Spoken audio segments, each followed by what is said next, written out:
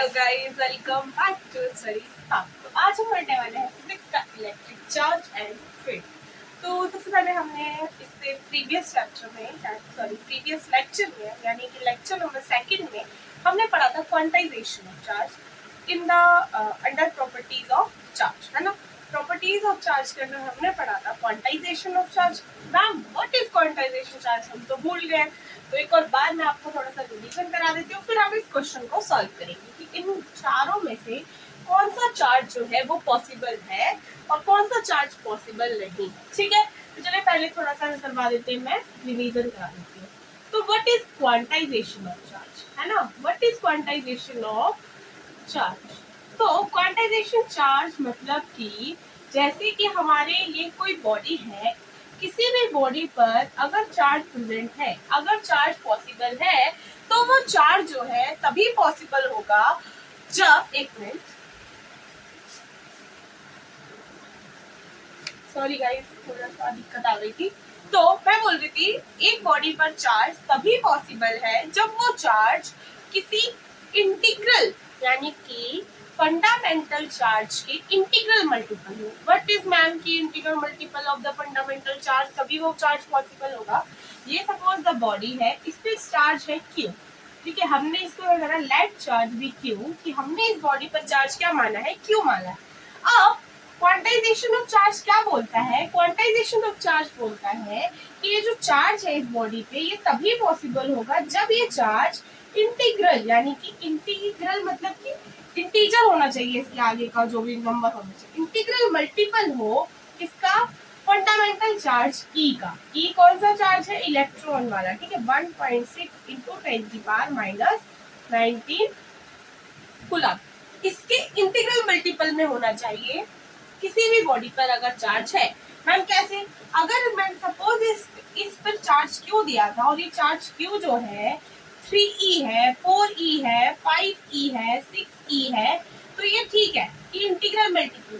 But अगर इस body पर चार्ज हाफ e हुआ तो ये चार्ज पॉसिबल नहीं है, क्योंकि हम हाफ इलेक्ट्रॉन का ना ले सकते हैं ना हाफ इलेक्ट्रॉन दे सकते हैं।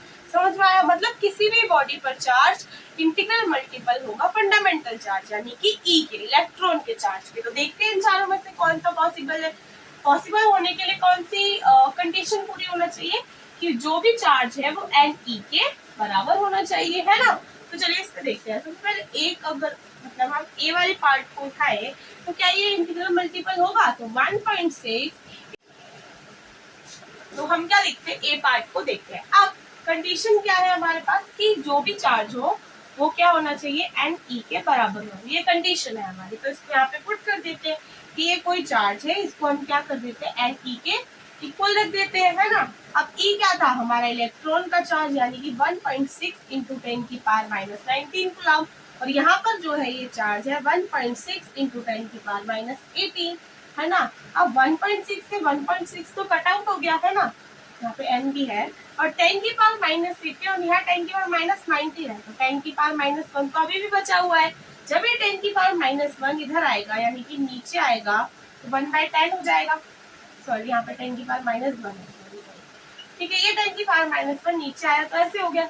जब ये ऊपर जाएगा तो क्या बन जाएगा, 10 बन जाएगा ना, यानी n क्या आ गया, 10 आ गया, यानी कि इंटीजर आया है। 10 क्या होता है, इंटीजर होता है। और ये वैसे भी पता चल रहा था कि यहाँ पर था 10⁻⁻19 और यहाँ पर था 10⁻⁻18, है ना। अगर हम इसको मल्टीप्लाई 10 और डिवाइड बाय 10 करेंगे, इसको करते हैं, तो अगर मैं इसको मल्टीप्लाई बाय 10 और डिवाइड बाय 10 करूँ, इसी डिजिट को मैं मल्टीप्लाई बाय 10 डिवाइड बाय 10 करूँ, तो ये वाला 10 जो है वो 10⁻⁻19 बना लेगा। ये वाला 10 अगर इसको यहाँ हटा कर मैं यहाँ पर 19 पुट कर दूँ, 10⁻⁻19 हो गया, और यहाँ मल्टीप्लाई 10 आ गया। तो क्या ये इस फॉर्म में नहीं बना कि इस बॉडी पर चार्ज Ne है, यानी 10 टाइम्स बड़ा है, और 10 क्या होता है हमारा, इंटीजर होता है, तो ये तो पॉसिबल होगा, है ना। अब नेक्स्ट बी पार्ट पे देखते हैं, इसको रब कर दूं। अब बी पार्ट देखेंगे तो बी पार्ट में है 1.6 इंटू 10⁻⁻90, ये तो हमारा खुद इलेक्ट्रॉन ही हो गया, ये तो पॉसिबल हो ही जाएगा, है ना, ये तो हमारा इलेक्ट्रॉन ही है। 1.6 इंटू 10 की पावर माइनस 19, तो वो एन ई होना चाहिए, ये कंडीशन है, क्यू की power Q is equal to n e होना चाहिए। अब एन जो है वो 1 भी हो सकता है, 2 भी हो सकता है, 3 भी हो सकता है। तो इस केस में क्या है, सॉरी इस केस में क्या है, एन क्या है, 1 है, यानी कि इलेक्ट्रॉन हमने से कितना दिया, 1 दिया है, ठीक है। अब थर्ड पे देखो, थर्ड पे अगर हम देखें तो क्या मैं इसको 1.6 इंटू 10 की पावर माइनस 20 है, तो मैं क्या इसको क्या करते हैं, इसको हम करते हैं, अब इसमें से हमें क्या करना है, इसको 19 बनाना है ना, 19 बनाना है, और यहाँ पर 10 की पावर माइनस 1 लिखना है, ठीक है। तो आप खुद देखो, ये इलेक्ट्रॉन का चार्ज आ गया ई, और यहाँ क्या आ गया, अगर मैं इसको सिंपल और लिखूं तो 1/10 हो जाएगा ये, है ना। मैं इसको ऊपर ले जाऊँ 10 की पावर माइनस 20 बन जाएगा ना, पर मैंने इसको थोड़ा सिंपल लिख दिया, ई के फॉर्म में लिखने के लिए मैंने इसको नीचे भेज दिया, एक 10 को 10 की पावर माइनस 19 बन गया ये इलेक्ट्रॉन का, और यहाँ 1/10 है। क्या कभी भी इलेक्ट्रॉन E/10 यानी इलेक्ट्रॉन का 10 बार हमने इसको काट दिया इलेक्ट्रॉन का, हम 2 ही बार नहीं काट सकते, हम आधा इलेक्ट्रॉन ही नहीं बना सकते, तो हम इलेक्ट्रॉन को 10 बार यानी E/10 कैसे ट्रांसफर कर सकते हैं, है ना, E/10 कैसे लेन देन कर सकते हैं, उसको नहीं कर सकते, तो ये पॉसिबल नहीं है। क्या 1/10 तो इंटीजर है, नहीं ये तो फ्रैक्शन है ना, तो ये भी पॉसिबल, ये पॉसिबल नहीं है, तो हमारा आंसर क्या हो जाएगा, ये सी वाला, ठीक है। क्वेश्चन समझ आया। क्वेश्चन ये था कि कौन सा चार्ज पॉसिबल है और कौन सा चार्ज पॉसिबल नहीं है, ये बताना था। तो हमने जब इसको देखा तो ये तो पॉसिबल था, क्योंकि कौन सी कंडीशन फुलफिल कर रहा था, एंड ई वाली कंडीशन को फुलफिल कर रहा था।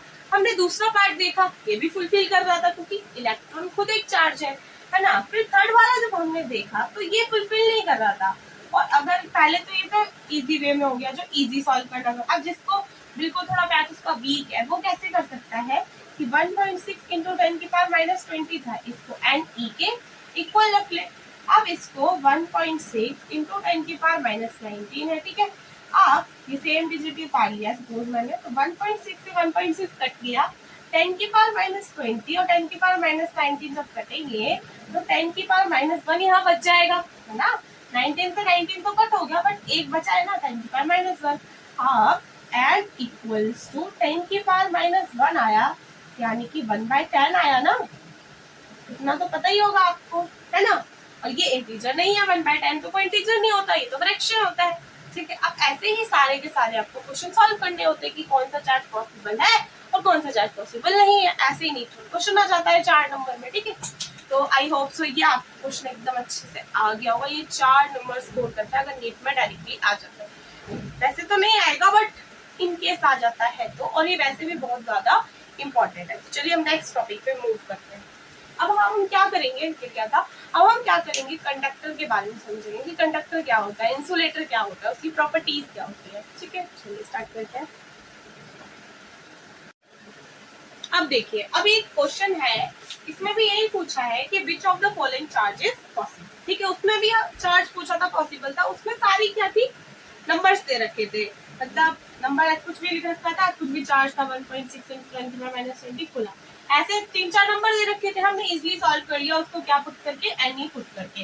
यही कंडीशन थी कि कोई भी चार्ज तभी पॉसिबल होगा जब वो ये वाली कंडीशन को क्या कर पाएगा, फॉलो कर पाएगा, Q is equal to n e वाली जब कंडीशन को वो फॉलो करेगा तब वो क्या होगा, वो चार्ज पॉसिबल हो जाएगा, है ना। तो चलिए देखते कौन कौन पॉसिबल, मतलब कौन कौन ये कंडीशन को फुलफिल कर रहा है। तो इधर लिखा हुआ है 1/100 कूलम, तो देखते हैं 1/100, ठीक है, 1/100 कूलम है, ठीक है। और चार्ज की यूनिट याद रखिएगा कूलम होती है, क्या होती है, कूलम होती है, ओके। अब 1/100 कूलम यहाँ पर पुट करा, एंड ई क्या होता है, 1.6 इंटू 10 की पावर माइनस 19 होता है। अब इसको हम डिवाइड में लेके आएंगे, यानी कि यहाँ पर 100 इंटू 1.6, जब ये 10 की पावर माइनस 19 यहाँ आएगा, 10 की पावर माइनस 19, और इसको फिर हम ऊपर लेके जाएंगे तो प्लस में बन जाएगा, यानी कि 10 की पावर 19 हो जाएगा, है ना। और यहाँ पर n है, अब इसको हटाएंगे तो एक और 10 आ जाएगा, और ये वाला 10 इससे काट देंगे, और इस वाले से भी एक हम काट देंगे, ठीक है। तो ये 100 तो यही खत्म हो गया, ये भी खत्म हो गया, ठीक है। अब बचा 10 की पावर 18/16। अब कुछ भी नंबर आए, सपोज 1/16 कुछ भी आ रहा है 0.3333 सपोज इतना आ रहा है।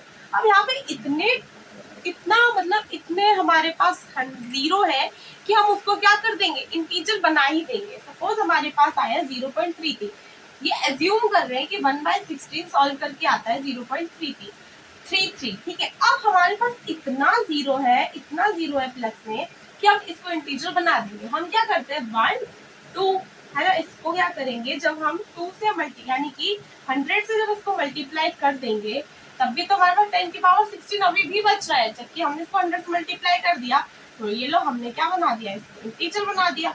यानी कि हमारे पास इतना नंबर है कि कितना भी उसे सॉल्व करके वो पॉइंट में आ जाए हम उसे क्या कर देंगे, इंटीजर बना देंगे, है ना।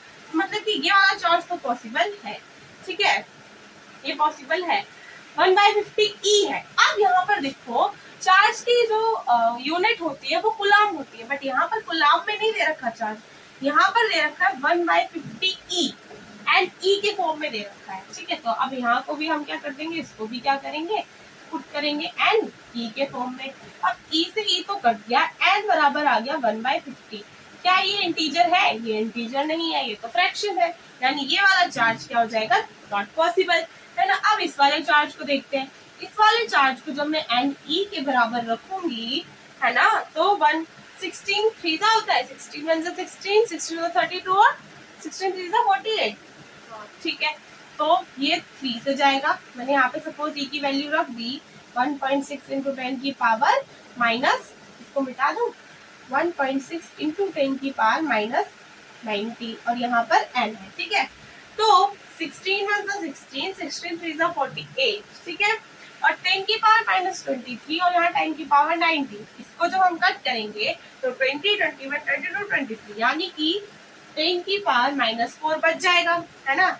तो n की वैल्यू क्या आ गई है, 3 डिवाइडेड बाय 40, यानी कि 0, ये तो फ्रैक्शन में आ गई है, और या फिर हम इसको लिखे तो 0 पॉइंट कितना आएगा, 1 2 3 4 0.0003 ये आ रही है, और ये हम नॉट पॉसिबल, क्योंकि किस में आना चाहिए, इंटीजर में आना चाहिए, तो ये भी पॉसिबल नहीं है, ये भी पॉसिबल नहीं है। इसको भी देख लेते हैं, ठीक है। जब मैं क्या करूंगी 1.56 को इंटू 10 के पावर माइनस 18 को एन ई के इक्वल रखूंगी तो मुझे पता चलेगा कि 10 की पावर माइनस 18 तो छोटा है 10 की पावर माइनस 19 से, सॉरी बड़ा है, छोटा नहीं है, बड़ा है। यहाँ पर नेगेटिव टर्म जो है ना ये कम है, तो ये बड़ा है। नेगेटिव अगर कम होता है तो वो डिजिट हमारे लिए बड़ी होती है, ठीक है, ये बात आपको समझनी पड़ेगी, ठीक है। तो 1.56 घबराइए मत, इजी है, समझ जाएंगे आप।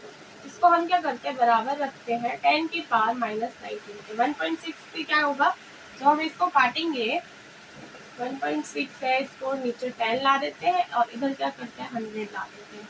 अब ये और ये कट जाएगा तो यहाँ पे 10 की पावर माइनस 1 अभी भी बचेगा, और 10 की पावर माइनस 1 को जो हम इधर डिवाइड में लेके जाएंगे तो ऊपर जाके प्लस का बन जाएगा, यानी कि 1560, ठीक है, डिवाइडेड बाय 100, और यहाँ पर 16 डिवाइडेड बाय 10, इससे ये कट जाएगा, है ना, कटेगा या नहीं कटेगा, कट जाएगा।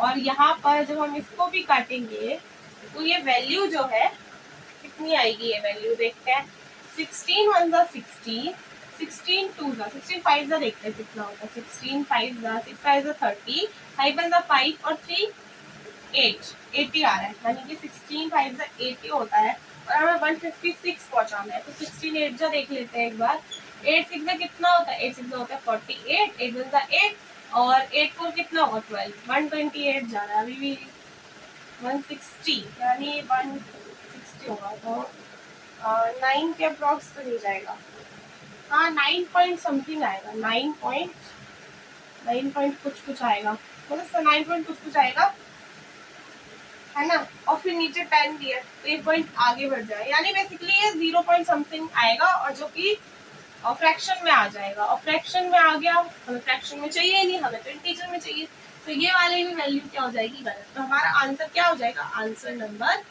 1 हो जाएगा, ठीक है। आपको ये समझ आ गया। अब आपको मतलब करना क्या है, बेसिकली आपको करना ये है कि कोई भी अगर आपसे क्वेश्चन आता है कि विच इज मतलब कि कौन सा चार्ज पॉसिबल है कौन सा नहीं है, which of the following charge possible और नॉट पॉसिबल। कोई भी क्वेश्चन आता है तो आपको कंडीशन ये फुलफिल करती हुई दिखनी चाहिए कि वो चार्ज एन के बराबर होना चाहिए, यानी कि integral multiple of fundamental charge होना चाहिए। अगर वो नहीं है तो वो चार्ज पॉसिबल नहीं होगा, अगर वो है तो वो चार्ज पॉसिबल हो जाएगा। ठीक है, चलिए आगे बढ़ते हैं।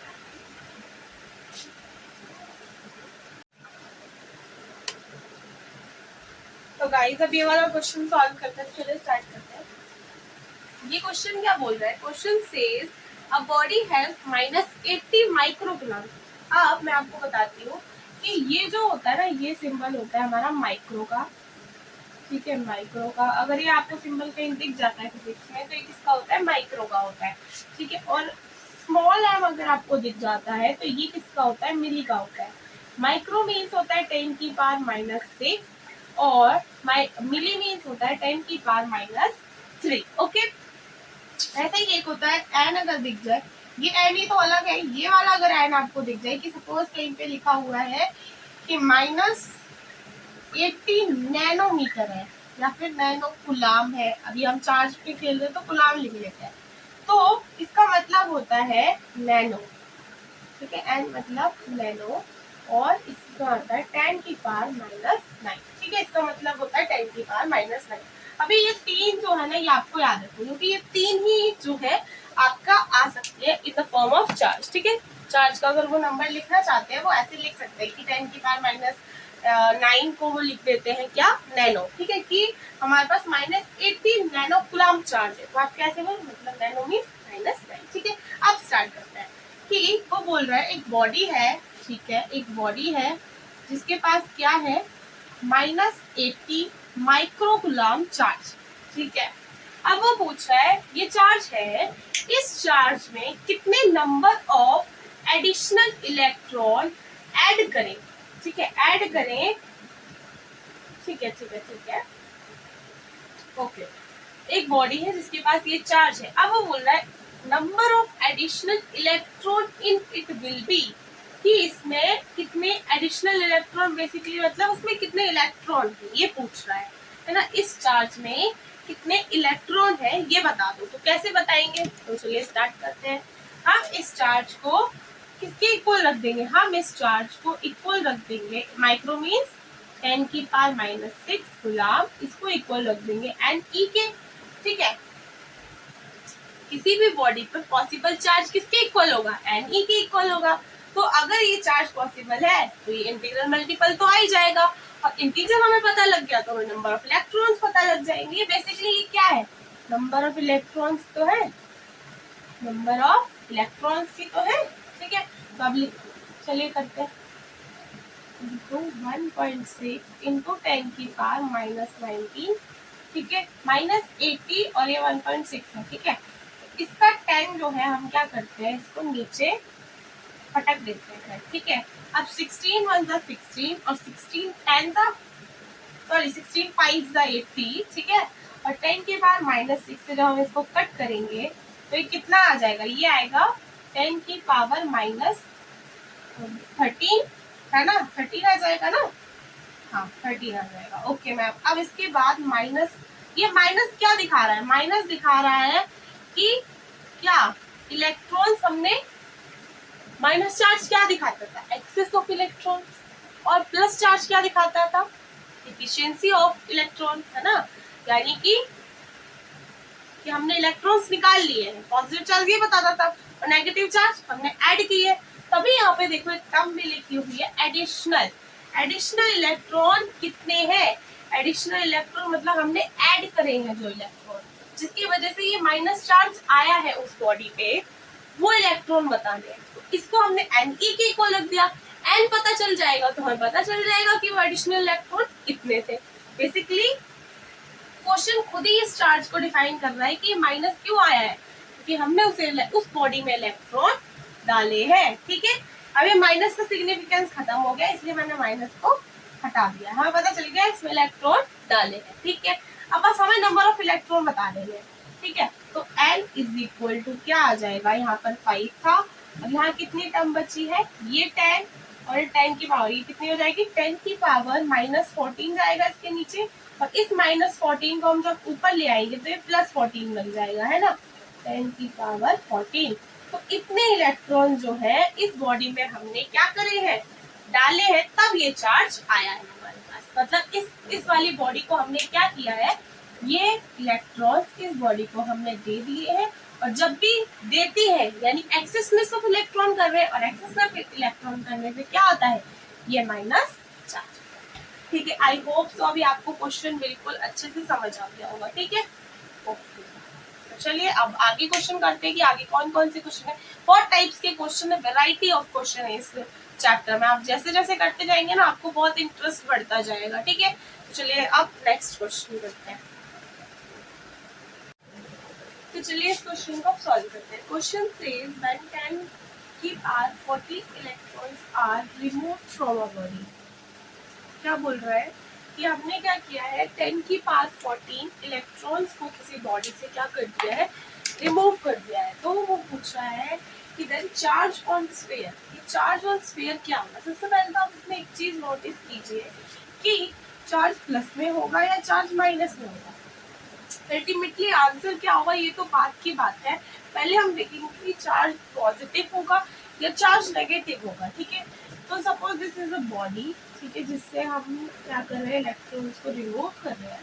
ठीक है, हमने क्या किया है, इसमें से इलेक्ट्रॉन्स को रिमूव किया है, रिमूव कर दिया है। अब कितने भी इलेक्ट्रॉन्स रिमूव किए हुए हैं, ठीक है, 10⁻14 इलेक्ट्रॉन्स हमने क्या किए हुए हैं, रिमूव किए हुए हैं।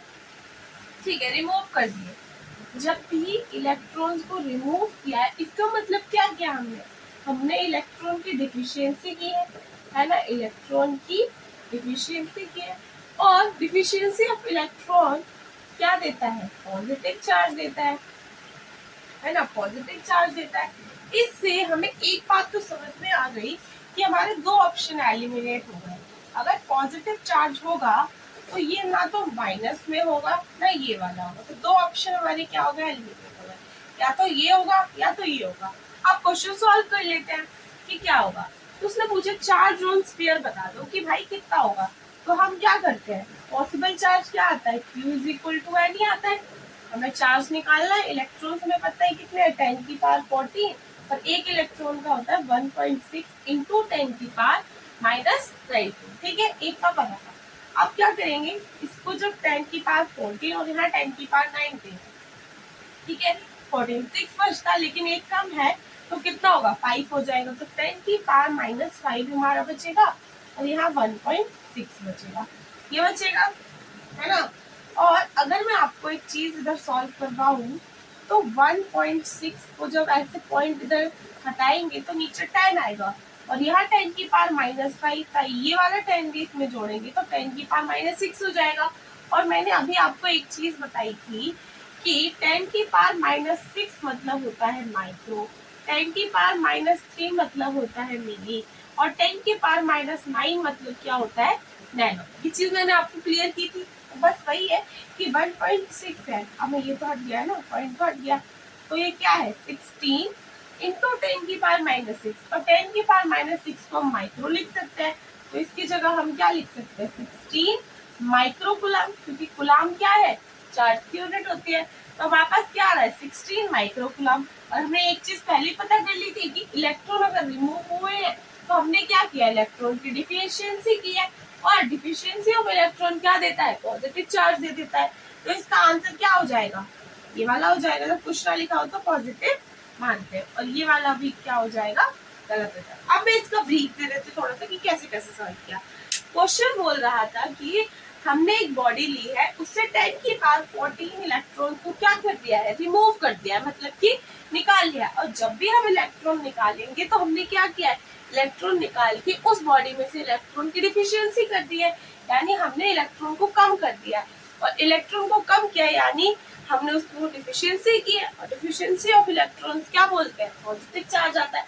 ठीक है, पॉजिटिव चार्ज हमें पता चल गया, तो हमने एक चीज इससे क्या करी, पॉजिटिव चार्ज पता किया।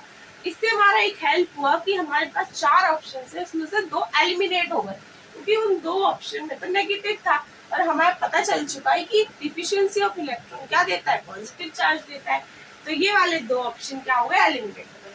फिर हमने अगर किसी बॉडी पे चार्ज निकालते हैं, वो पॉसिबल चार्ज किसके बराबर होता है, एन ई के बराबर होता है। तो हमने इसको कंडीशन फुलफिल करने के लिए Q is equal to n ही रख दिया। हमें इलेक्ट्रॉन्स पता ही थे कि 10 की पावर 14 है, ठीक है, और 1.6 हमारा फंडामेंटल चार्ज होता है, वो रखा। आंसर क्या आया, 16 माइक्रोकूलम। ठीक है, तो answer will be first. Okay, तो चलिए नेक्स्ट आगे बढ़ते हैं। अब हम जो बात बोल रहे हैं ना कि क्वांटाइजेशन ऑफ चार्ज होता है, कि हमारा जो चार्ज होता है, क्वांटाइजेशन ऑफ चार्ज, कि भाई किसी भी बॉडी पे अगर चार्ज है तो वो किसके बराबर होगा, इंटीग्रल मल्टीपल ऑफ फंडामेंटल के, फंडामेंटल चार्ज के इक्वल वो होगा। ये बोला ना हमने क्वांटाइजेशन ऑफ चार्ज में। बट ये स्टेटमेंट कि चार्ज पॉसिबल, या बोल सकते हैं possible charge is equal to Q की power n e, this statement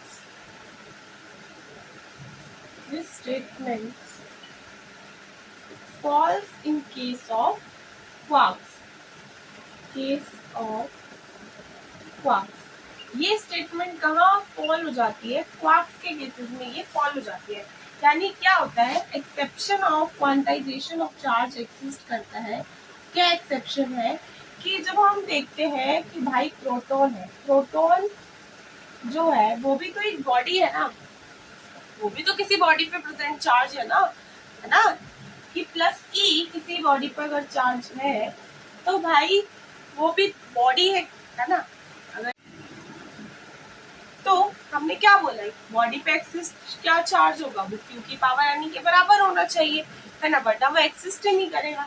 तो जो प्रोटॉन है वो अगर बॉडी मान ले उसको, है ना, बॉडी मान ले, एटम जो है उसको हम बॉडी मान लेते हैं और उस पर प्लस ही चार्ज एज्यूम करते हैं, ठीक है। तो हमने बोला था कि किसी भी बॉडी पर चार्ज क्यू की पावर एन के इक्वल होगा, but in case of proton ये रॉन्ग हो जाता है, क्योंकि इसमें जो है इंटीग्रल मल्टीपल में नहीं होता, बल्कि फ्रैक्शन में भी चार्ज इसमें होता है, और इसमें लेन देन भी फ्रैक्शन में हो जाता है।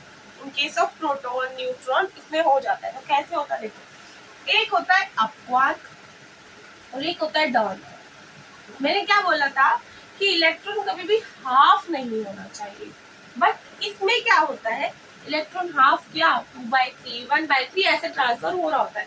मतलब ये तो भाई क्वांटाइजेशन चार्ज का एक्सेप्शन हो गया, कि हमने तो बोला था कि चार इलेक्ट्रॉन जो है वो क्या कहते हैं फ्रैक्शन में नहीं जाएगा, तो फ्रैक्शन में कभी ट्रांसफर होगा।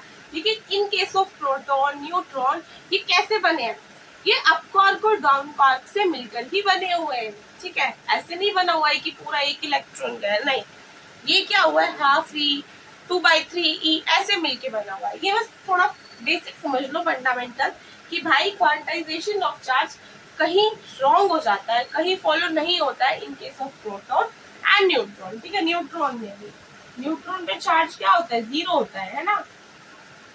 और ये चार्ज जीरो जो है ये किससे बना है, अप क्वार्क और डाउन क्वार्क से मिलकर। और अप क्वार्क की वैल्यू होती है, अप क्वार्क की वैल्यू होती है +2/3 ई, और डाउन क्वार्क की वैल्यू होती है 1/3 ई, ठीक है।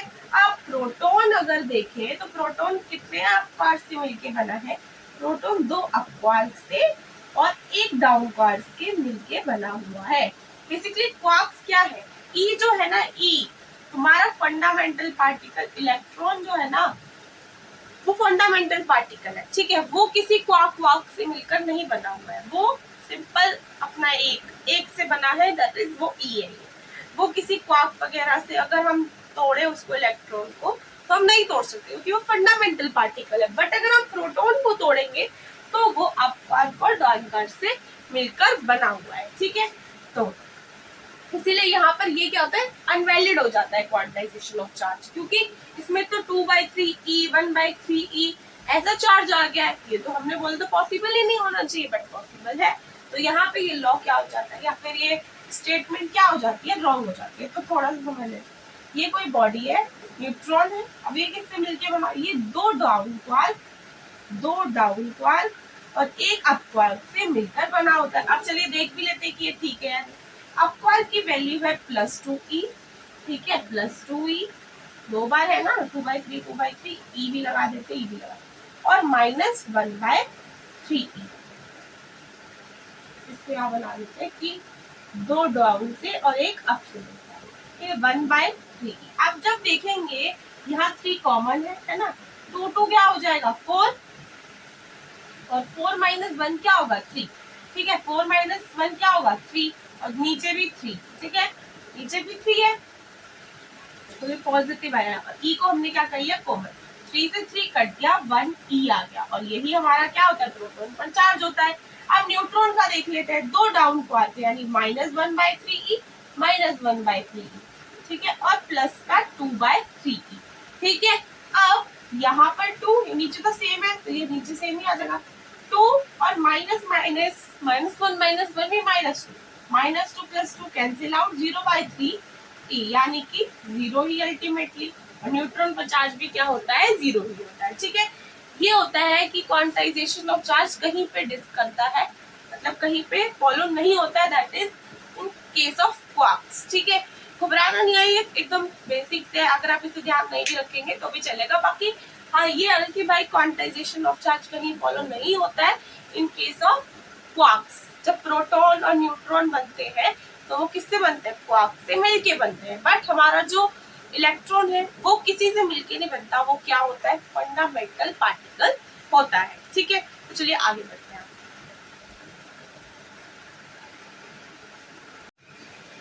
तो अब हम बात करेंगे कंजर्वेशन ऑफ चार्ज, ठीक है, कि कंजर्वेशन ऑफ चार्ज क्या होता है बेसिकली, ठीक है। तो चलिए स्टार्ट करते हैं। देखो कंजर्वेशन ऑफ चार्ज, किसी भी चीज का कंजर्वेशन मतलब कि वो चीज ना तो क्रिएट हो रही है वर्ल्ड में और ना वो चीज डिस्ट्रॉय हो रही है। बेसिकली कंजर्वेशन का मतलब यही होता है, ठीक है। जैसे कि अब हम बोले एनर्जी कंजर्वेशन, तो बेसिकली एनर्जी कंजर्वेशन क्या है कि ना तो एनर्जी क्रिएट हो रही है वर्ल्ड में और ना डिस्ट्रॉय हो रही है, वो क्या है कंजर्व है, बस वो क्या कर रही है एक फॉर्म से दूसरे फॉर्म में ट्रांसफर हो रही है एनर्जी। वैसे ही जो हमारा चार्ज है वो भी क्या है कंजर्व है, बस वो एक बॉडी से दूसरी बॉडी में क्या हो रहा है ट्रांसफर हो रहा है, ठीक है। सपोज ये हमारे पास एक एटम है, ठीक है, एटम है, ठीक है, ये दूसरा एटम है, ये छोटा बनाते हैं क्योंकि हमें सिस्टम बनाना पड़ेगा, ठीक है। तो ये एटम है, ये दूसरा एटम है, ठीक है। अब मैंने बोला कि यहाँ पर इसके न्यूक्लियस में चार्ज है 4e और यहाँ पर इसके पास इलेक्ट्रॉन है 2, ठीक है। तो 4e माइनस 2e तो क्या होगा प्लस का 2e हो जाएगा, इसमें चार्ज क्या हो गया प्लस का 2e हो गया। और यहाँ पर हमने बोल दिया कि यहाँ न्यूक्लियस में 4e है, ठीक है, मतलब 4 प्रोटॉन है सॉरी 4 प्रोटॉन है न्यूक्लियस में और इलेक्ट्रॉन जो शेल में है वो भी 4 है, तो यानी कि इस पे चार्ज क्या हो गया 0 हो गया, ठीक है। ये समझ में आया। अब पहले थोड़ा सा एक देखते हैं, स्टेटमेंट लिखते हैं कि सॉरी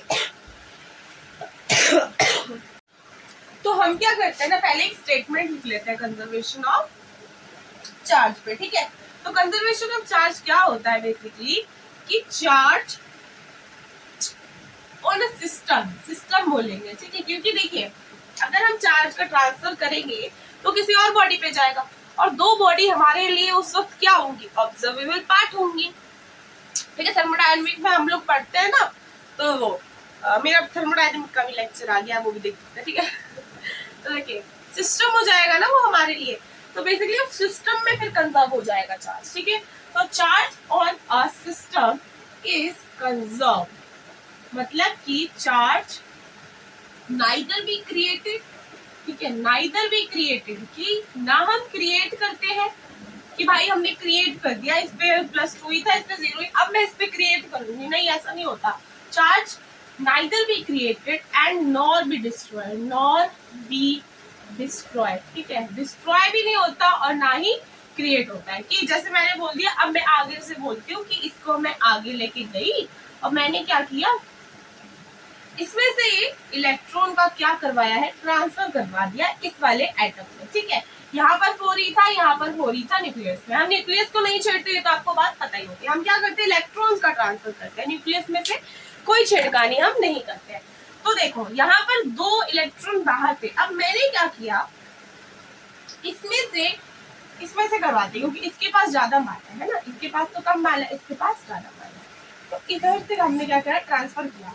इसके पास 4 इलेक्ट्रॉन थे शेल में, मैंने क्या किया, इसमें से 2 इलेक्ट्रॉन यहाँ पर क्या करवा दिए, पास करवा दिए, यानी ट्रांसफर कर दिया, रिमूव कर दिया और इसमें क्या कर दिया, ऐड कर दिया। तो इधर कितने बचे, 2 इलेक्ट्रॉन बचे और इधर 2 और ले आई, 2 पहले थे 2 और ले आई, तो कितने हो गए, 4 हो जाएंगे। ठीक है, 3 और 4, ठीक है, 4 इलेक्ट्रॉन प्लस 4 इलेक्ट्रॉन, 4 चार्ज कहाँ का था, न्यूक्लियस का, और अब 4 इलेक्ट्रॉन हो गए इसके शेल में, तो यानी कि -4e कहाँ हो जाएगा, इलेक्ट्रॉन का चार्ज हो जाएगा, +4e -4e कट आउट हो जाएंगे, कैंसिल हो जाएंगे, तो क्या बचेगा, इधर चार्ज 0 बचेगा। अब आप बोलेंगे मैम आपने इस बॉडी से चार्ज डिस्ट्रॉय कर दिया, नहीं किया, डिस्ट्रॉय तो मैं कर ही नहीं सकती, लिखा हुआ है charge neither be created nor be destroyed, ना उसे डिस्ट्रॉय कर सकते और ना क्रिएट कर सकते। इधर चार्ज मैंने डिस्ट्रॉय नहीं किया, आपके सामने मैंने इधर चार्ज ट्रांसफर किया है, ठीक है, डिस्ट्रॉय नहीं कर सकते। तो हमें आप क्या स्टेटमेंट लिखेंगे कि charge neither be created and nor be destroyed but it can transfer. अब तो आपको पता चल गया ना, it can transfer from body 1 from body to body, ठीक है, टू बॉडी लिख लीजिए, ठीक है, ठीक है, ये बॉडी से बॉडी वो ट्रांसफर होता रहेगा, कंडक्टर, इंसुलेटर ऐसे, ठीक है, ऐसे ट्रांसफर कर सकते हैं। और इधर चार्ज क्या हो जाएगा, 4e - 2e कितना हो जाएगा, 4e माइनस का 2e करेंगे तो कितना हो जाएगा, प्लस का 2e हो जाएगा। अब एक चीज आपकी नोटिस करने वाली है कि हमने एक और स्टेटमेंट लिखी थी कि charge on a system always conserve, तो हमारे लिए ये पूरा एक सिस्टम है और ये पूरा एक सिस्टम है।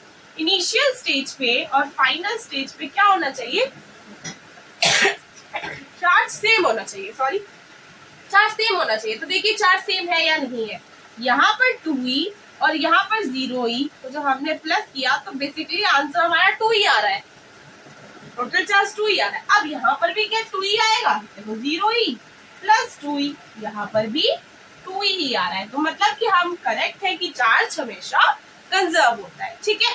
तो अभी आपको समझ में अच्छे से आगे बढ़ते हैं, ठीक है। तो देखिए मैं इसको थोड़ा सा ब्रीफ कर देती हूँ कि कंजर्वेशन ऑफ चार्ज क्या बोलता है।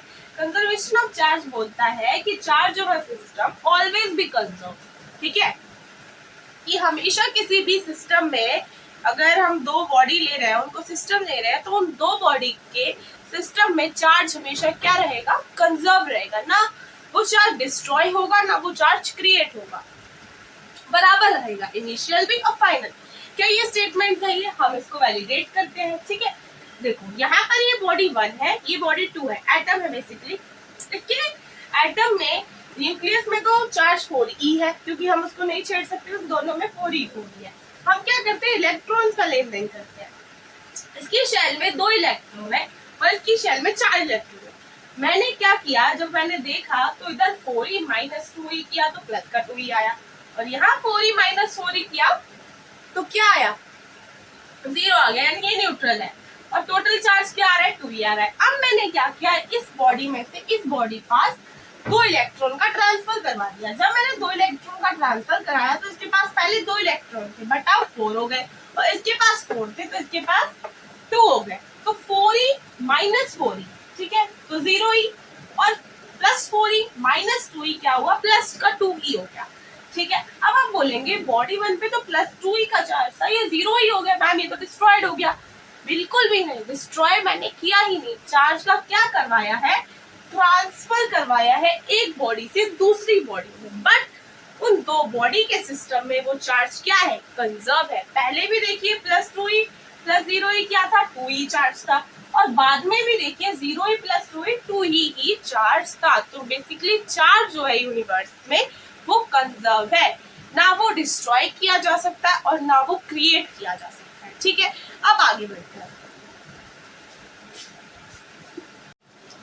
अब कंजर्वेशन ऑफ चार्ज को इलेक्ट्रॉन के उस पे ना समझ के हम चार्जेस के बेसिस पे भी समझ सकते हैं, ठीक है, कि मैम आपने तो इलेक्ट्रॉन के उस पे बता दिया कि 2e 4e हमें कूलाम पे बताओ, तो वो भी देख सकते हैं। हम कैसे देख सकते हैं कि सपोज हमारे पास ये 2 कंडक्टर है और यहाँ पर भी 2 कंडक्टर है, ठीक है। ये इनिशियल स्टेज होगी और ये वाली क्या होगी हमारे पास फाइनल स्टेज, ठीक है। ये फाइनल है और ये इनिशियल है। पहले जब हम देख रहे थे तो कंडक्टर 1 के पास जो चार्ज था वो कितना था, +4 कूलम, और कंडक्टर 2 के पास जो चार्ज था वो मान लेते हैं 5 कूलम था, ठीक है।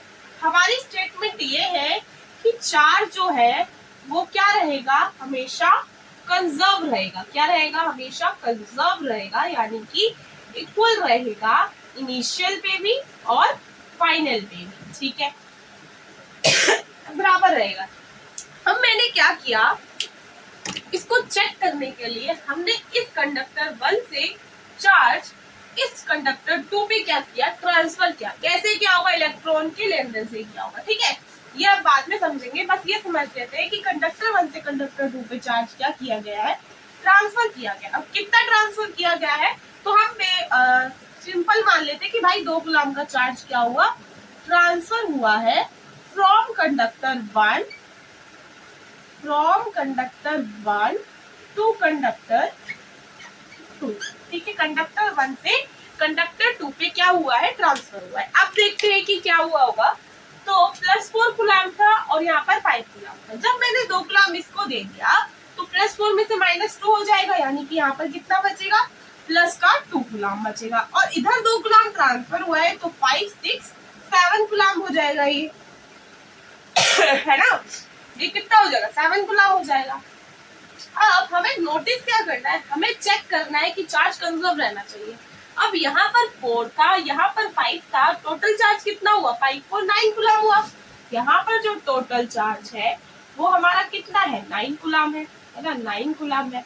अब इस सिस्टम में चार्ज कंजर्व रहना चाहिए, तो मतलब इनिशियल पे अगर 9 कूलम है तो फाइनल पे भी 9 कूलम होना चाहिए। तो 7 8 9, ये देखिए बराबर है ना। तो यानी कि हमने ये प्रूव कर दिया है कि हमेशा जो हमारा चार्ज क्या रहता है, कंजर्व रहता है, ठीक है। अब आगे बढ़ते हैं कंडक्टर की प्रॉपर्टीज के बारे में जानते हैं, ठीक है। चलिए, तो अब हम क्या करते हैं, कंडक्टर के बारे में पढ़ते हैं, ठीक है। कंडक्टर, अब कंडक्टर के बारे में अगर मैं बताऊं तो इसके में पहला जो इसकी प्रॉपर्टी है कि इसके पास large number of free electrons होते हैं। फ्री इलेक्ट्रॉन्स होते हैं मतलब कि जैसे बोल सकते हैं कि इसकी बॉडी के पास अगर हम चार्ज देते हैं तो वो ऐसा नहीं होता है कि वो बाउंड हो जाते हैं, वो इलेक्ट्रॉन हमेशा फ्री रहते हैं, ठीक है, हमेशा फ्री रहेंगे, चाहे वो बाउंडेड भी होंगे बट वो फ्री होंगे। तो इसीलिए हम बोलते हैं कि कंडक्टर के पास क्या होते हैं, large number of free electrons होते हैं, ठीक है। अब large number of free electrons है और इलेक्ट्रॉन्स क्या करवाते हैं, इलेक्ट्रिसिटी कंडक्ट करवाते हैं। तो ये क्या करता है कंडक्टर, ये कंडक्टर इलेक्ट्रिसिटी भी कंडक्ट कराता है, ठीक है। थर्ड, कि जब भी हम इसको कंडक्टर को एक्सेस चार्ज देंगे, एक्सेस चार्ज मींस पहले अगर कोई कंडक्टर न्यूट्रल है और इसको हमने चार्ज दिया है, यानी इसको इलेक्ट्रॉन्स दिए हैं, तो वो इलेक्ट्रॉन्स कहाँ रखेगा, अपने सरफेस पे रखेगा, ठीक है। एक्सेस चार्ज कहाँ रखेगा, सरफेस पे रखेगा। अब वो एक्सेस चार्ज क्या हो सकता है, पॉजिटिव भी हो सकता है, नेगेटिव भी हो सकता है। अगर हमने कंडक्टर को इलेक्ट्रॉन्स दे दिए तो वो नेगेटिव चार्ज आएगा और वो नेगेटिव कहाँ रखेगा, अपने सरफेस पे। और अगर हमने कंडक्टर से इलेक्ट्रॉन ले लिए हैं तो क्या करेगा, पॉजिटिव चार्ज आएगा और वो पॉजिटिव चार्ज भी वो कहाँ रखेगा, अपने सरफेस पे रखेगा। तो ये लिख लेते हैं कि कंडक्टर के पास क्या होते हैं, having large number of free electrons, ठीक है, फ्री इलेक्ट्रॉन्स होते हैं उसके पास, ठीक है।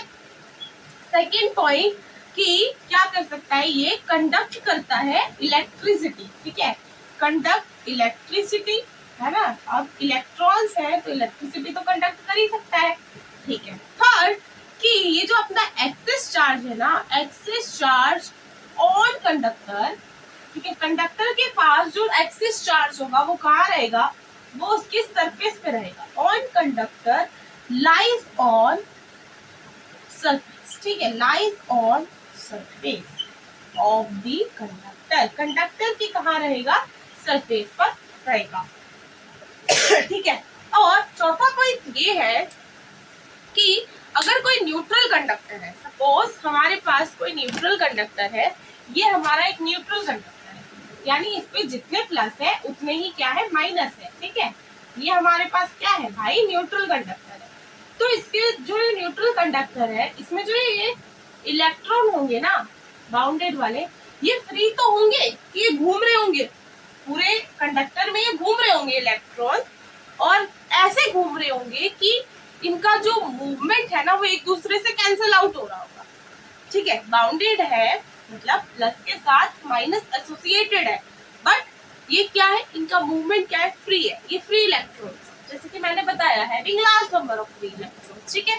बट अगर ये न्यूट्रल कंडक्टर है, यानी जितना प्लस उतना माइनस है, तो ये जो इलेक्ट्रॉन है ये कंडक्टर के अंदर रहेंगे, बिसाइड्स कंडक्टर रहेंगे, इनसाइड द कंडक्टर रहेंगे, या वॉल्यूम ऑफ कंडक्टर में रहेंगे, ठीक है, यानी अंदर रहेंगे कंडक्टर के, बाहर नहीं आएंगे।